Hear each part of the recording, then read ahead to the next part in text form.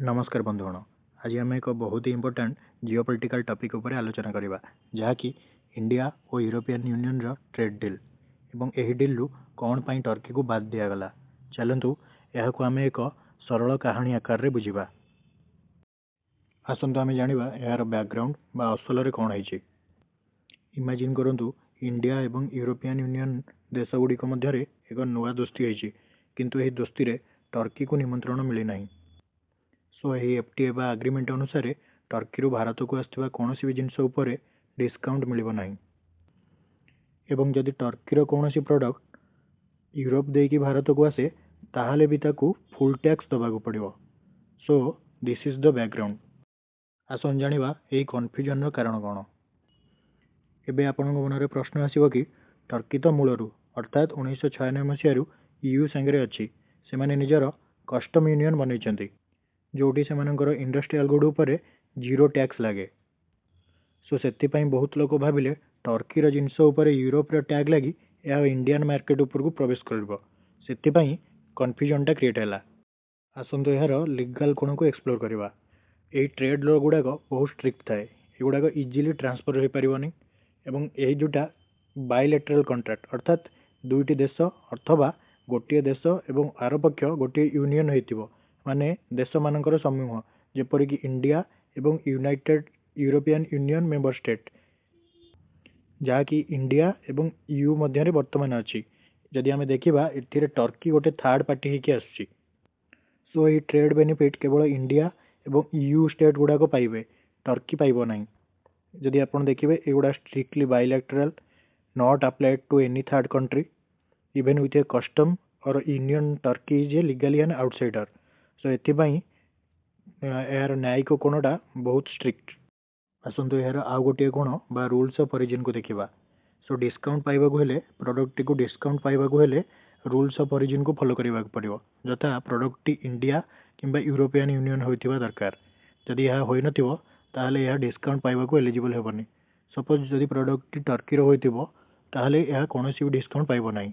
सो एई गुडी को क्राइटेरिया रहला product must be from EU origin और इंडियन ओरिजिन जार ट्रांसफॉर्मेशन होइतिबो सेटा भी से लोकली होइतिबो जहाँ ईयू किंबा इंडिया रे होइतिबो।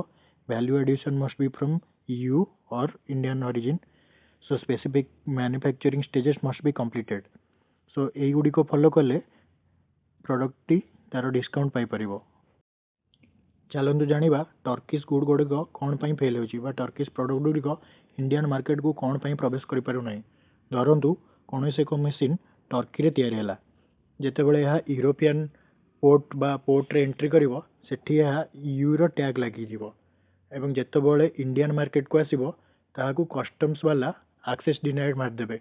कारण कौन ना यूरोप रे मेसीन उपर कौन भी वैल्यू एडिशन होइनी से भारतीय मार्केट यह एक्सेप्ट करिवो नहीं एवं यह डिनाय करदेव।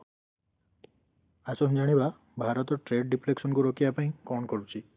सो जदि आम टर्की को रोकया नहीं सो टर्कीर फायदा नहीं बा यूरोपियन यूनियन फायदा नहीं अन्य देशर लोकल प्रोडक्ट गुड़िक भारतीय बजार प्रवेश कर जहाँकि डायरेक्टली आमर लोकल मार्केट बा डोमेस्टिक इंडस्ट्री को खराब कर आमर जो आरओ सील लगी भायोलेट हम एवं जोटा आमर एफटीए पर्पज अच्छी दुईटी देश समूह बा गोटे देश समूह मध्य होता एग्रीमेंट को ब्रीच कर यह फेयर ट्रेड पॉलिसी अंतर में आसो ना।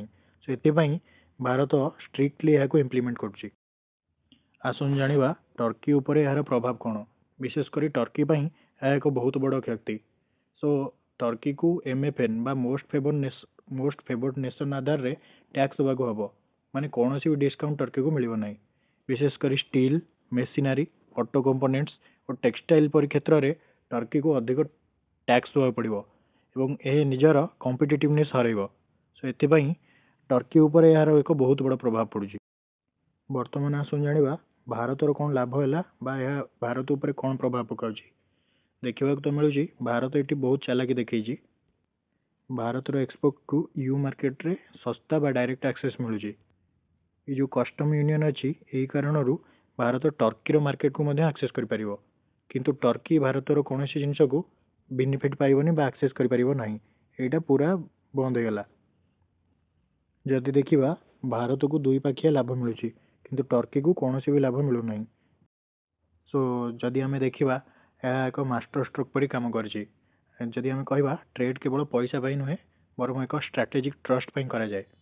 ସୋ ଟର୍କିର କାଶ୍ମୀର ଉପରେ ଆଣ୍ଟି ଇଣ୍ଡିଆ ଷ୍ଟାନ୍ସ, ପାକିସ୍ତାନକୁ ସପୋର୍ଟ କରିବା ଏବଂ ଭାରତର ଷ୍ଟ୍ରାଟେଜିକ୍ ଟ୍ରଷ୍ଟକୁ ବ୍ରେକ୍ କରିବା ପାଇଁ ସୋ ଏହିସବୁ କାରଣରୁ ଭାରତ ଟର୍କିକୁ କୌଣସି ବି ଟ୍ରେଡ୍ ବେନିଫିଟ୍ ଦେବାକୁ ଚାହୁଁନି। ଯଦି ଆମେ ଦେଖିବା ଇଣ୍ଡିଆ ଏବେ ଗୋଟେ ନୂଆ ଧରଣର FTA କରୁଛି।